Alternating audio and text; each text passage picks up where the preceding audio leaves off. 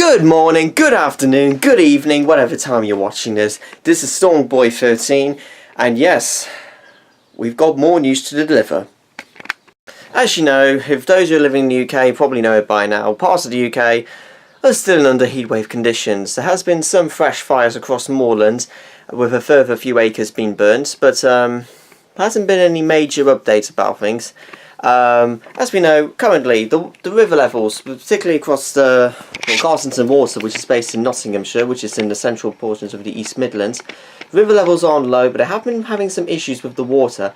Basically, so much people having a lot amount of water in a short space of time. So basically, the trouble is they can't do anything about it because they needed to keep their fluids up. And the weather like this, it's literally 26 degrees again, near 80 degrees in American terms, but literally it's been, yeah. People are just aren't having a break, and there's no sign of anything easing anytime soon. But as well, a few schools across Derbyshire had to be closed as well as that because of the water risk. And, well, the water not being delivered in time, it's literally been creating havoc and health and safety concern for one or two Derbyshire schools. So, yeah, that's it for the UK news. But whilst the UK, well, moorland has had about 2,000 to 5,000 acres being totally destroyed, in Colorado, in northern USA, ironically the fires are also present there, it's about 5 times as worse. 25,000 acres have been damaged due to the spring fire in Colorado. It happened during Thursday afternoon when temperatures were quite high for that time of the year, reaching up into the low to upper 30s in Celsius, that's into the low to mid 90s in Fahrenheit. So as we know, Thursday, it's been a day that I definitely won't forget for some. As we know, due to weather conditions, all the firefighters have been chasing the fire and have been battling it. It's not going to be changing until the weather conditions improve. So, as with this morning, filmed 29th of June, Friday, the fire consumed, we know, an estimated 25,000 acres with no contaminant. So, it sparked south of Highway 160, near the mile marker 268 Wednesday afternoon, and rapidly ballooned from there.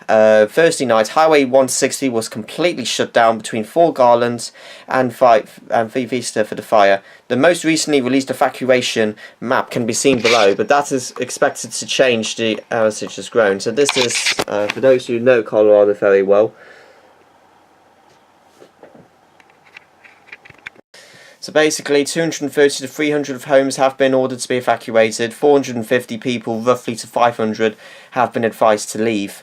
And there's not just the fires, an air quality health advisory was also sent out this morning for northeastern Quriyat County and the entirety of Hufinio and Pueblo counties. The locations have been included, but were not limited to Lafita, Wellsonburg, Pueblo and Colorado City. So the fire was first declared an official disaster just after 10 PM Wednesday night. As it's been dubbed, it's burning in the area of Fort Garland and Lee, Fiston, Corsilia and Hufinio counties. Sadly, some homes have been damaged, but we haven't had any reports of any casualties or even deaths. But that could change, so keep posted on that. Whilst parts of the UK have been battering by extreme heatwave conditions and Colorado facing extreme wildfire conditions, Oman, across near Saudi Arabia, not far from Saudi Arabia at least, I think that's right, have been facing extreme nighttime temperatures. We've had a record-breaking hottest nighttime temperature ever recorded in Oman. The city was in Quriyat, and it's reached a minimum, brace yourselves, 42.6 degrees Celsius. That is at least into 108 degrees Fahrenheit. That is ridiculous. If you were sleeping in 42 degrees Celsius, some of you probably wouldn't even make it. Just saying. For those who are very vulnerable to the humid and hot weather, that is just ridiculous. It's like sleeping in a cooker. So the day of June 26th, this was a few days ago, was obviously a scorcher in the town of Quriyat, Oman. So temperatures in the town before the record-breaking night was around 49.8 degrees Celsius. That's 121 degrees in Fahrenheit. So it's just shy of the record highest temperature of 50.8 degrees Celsius, 123 degrees Fahrenheit. And that was set on May 30th, 2017. But during that evening was a very, let's say, a very difficult night. We know temperatures fell to low of 42.6 degrees Celsius Tuesday night. That is obviously a world record, the highest low temperature ever recorded in history. It's a hot and dry country and is very vulnerable for these high temperatures. basically is a frequent sight for the ultra hot weather.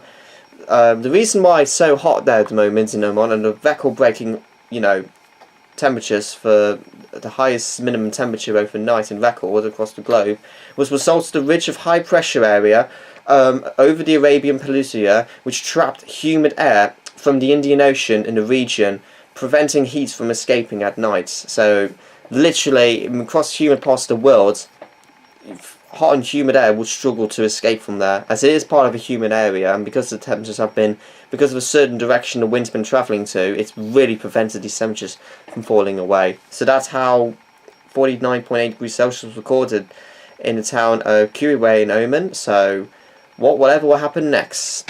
Thank you all for watching. Once again, I'll keep you posted on the UK heatwave. Like, comment, subscribe for more videos, and yep, they will be coming soon. Storm's now out.